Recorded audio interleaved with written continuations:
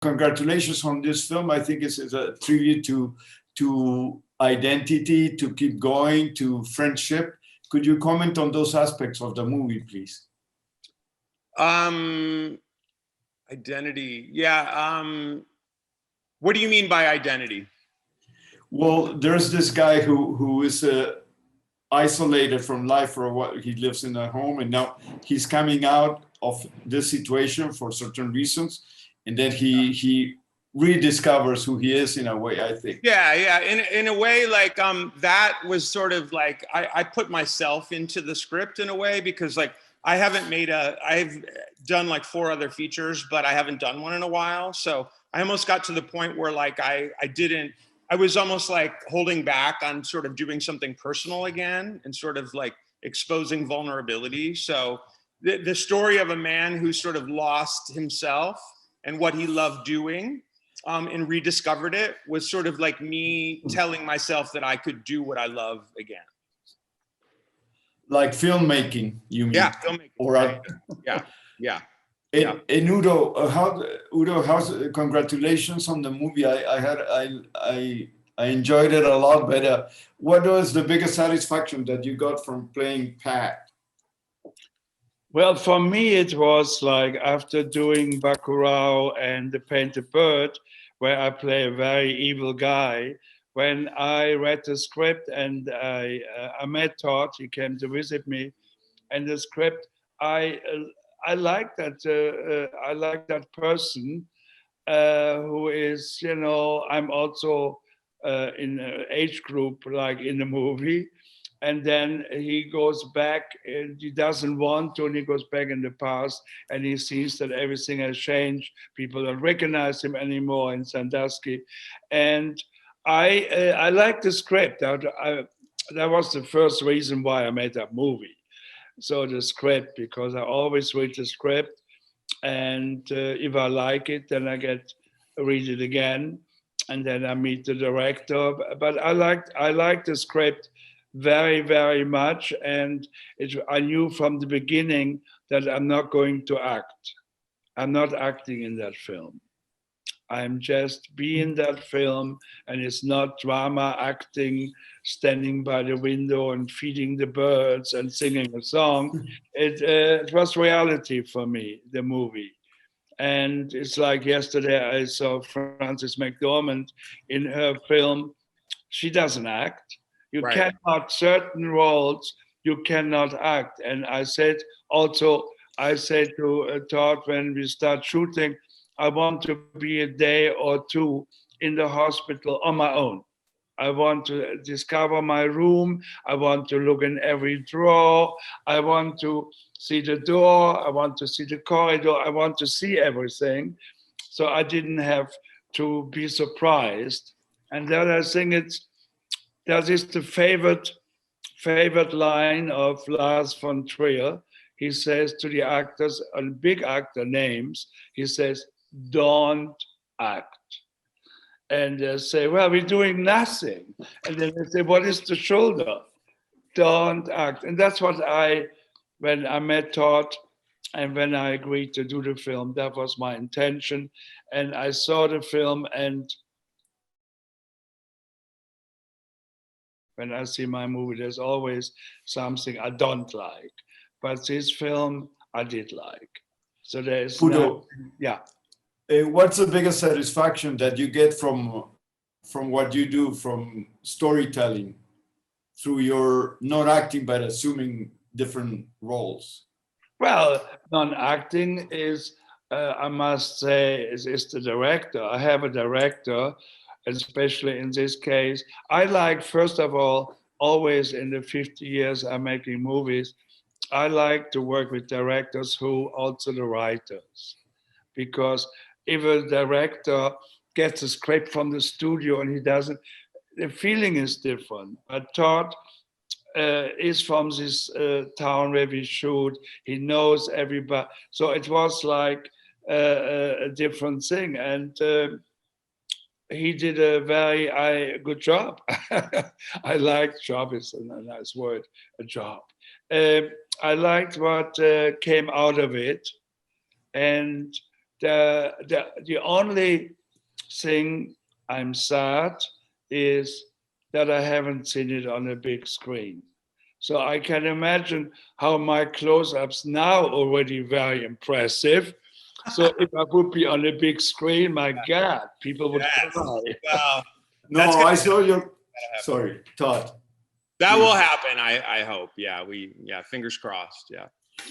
Todd, how much is this a tribute to the gay community in small towns in Middle America, which we assume? I live in Los Angeles, and I always relate Middle America with homophobia, but maybe I'm being snobbish. My hometown, for some reason, has a really strong gay history going back to the 50s, 60s. There's been a gay bar in my hometown as long as I can remember. So it's changing a lot, but it was a really close knit community, like the people, Pat and Eunice, these were based on real people that were, the gay, that really built the gay bar in town. And they would have dinner parties and have drag shows in barns out in the country. And it was this whole scene, and what I was trying to pay tribute to what I consider my forefathers and sisters who built the community, and the interesting thing too is that now that it's an amazing thing and a sad thing that community is dissolving, is sort of back into society, because as Eunice says in the film, who needs the fruit and nut company when they can hold hands at Applebee's, So that's not true everywhere, but in my town, it's a lot more accepted. When we first got there to start pre-production, they were starting the 3rd annual Gay Pride parade festival, which to me growing up would have been melted my brain, you know what I mean? So it was, I really wanted to pay my respects to all the people that had the courage to be out in small towns. They changed the world.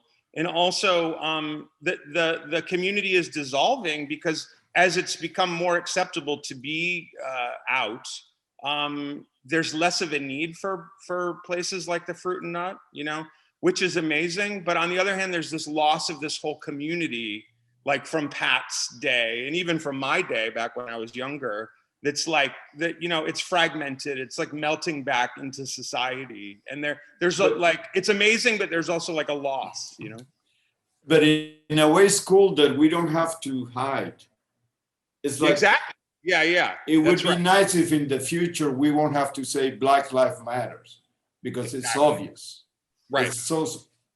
It's true. Could you comment a little on that aspect of being different but being part of mainstream? And yeah, I mean, I don't think about that. I think it's great. I think it's great that we can be everywhere, but I also, there is a loss of a community, or almost a culture that is that's melting away. And so, so that actually is the sad part of it, but overall, it's progress. I think it's a good thing. I think so too. Udo, I would like to ask you, throughout your career, you have been recognized for many institutions. How satisfying is that? And if you believe in awards and all that, considering that is the Oscar campaign and all these campaigns, and what do you think of that in general? Well, I wish I have a whole thing there with awards, and I wish I would have gotten them when I was a little bit younger, because when you get it when you're over 65, you think, 70, they think it's time. I'm not living much longer anymore, and they give me an award. So I hope I'm not going to be like Kirk Douglas, that I'm going shaky and say, thank you so much for the Oscar.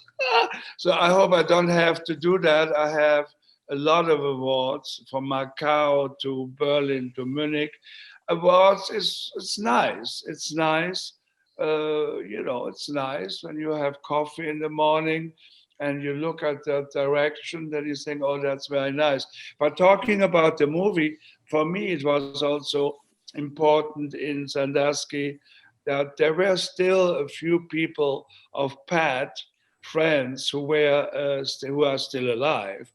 And so I talked to them, and we had a drink together, and they explained me and I became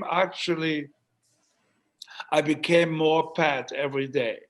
I hadn't programmed because I played somebody, uh, uh, you know, explained to me how he was. But then the real friends who were with him all the time, they told me many, many stories, and I became more and more dancing down the main street, going to the thrift stores and all that. So that was very important for me. I had a very good, and every film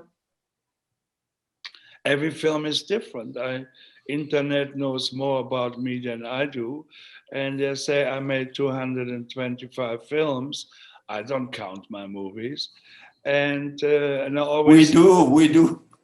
but I always say to journalists like you, I always say from the 200 movies, the 100 films are bad, 50 films you can have with some red wine, and 50 are good. And I think when an actor can say he made 50 good films, that's a lot.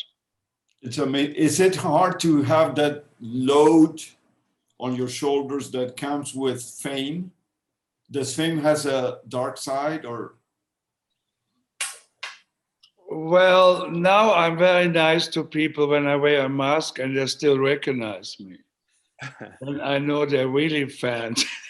They say, you Yeah, are. but it's all about your eyes, Udo. I mean, that's. I was going to say the eyes are like wow, Give it like away. Well, because my eyes wants to. I'm born after the war in Germany at the end of the war, and I always had my eyes open to see what's going on. So it was a horrible time. Then I went to England to learn English, and then I made my first film. And then I liked it. I liked the attention I got, and I became an actor. and And what?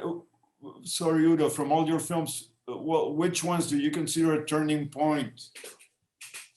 Or start to? always the films, of course, Dracula and Frankenstein, because I moved from regular newspapers to Glamour. I was all of a sudden in Vogue and all the magazines. And then when I made in Paris Story of O, the most erotic French film, which was forbidden even in England, that changed things. And I didn't want to do the film. I went in a nightclub with Polanski, and then somebody said, "We're doing Story of, we would like to offer you." And I said, "I'm not doing porno anyway." And everybody, when the guy left, said, "Are you crazy? You have to do the movie." I did the movie. But let's talk about our movie now. Uh, Yes. it is always I'm always still want to know things like a little boy. And when I read the script and playing this character, an old man who is folding little paper, and which he used actually for the hair dyeing. At the end, you can see what he did with the actress.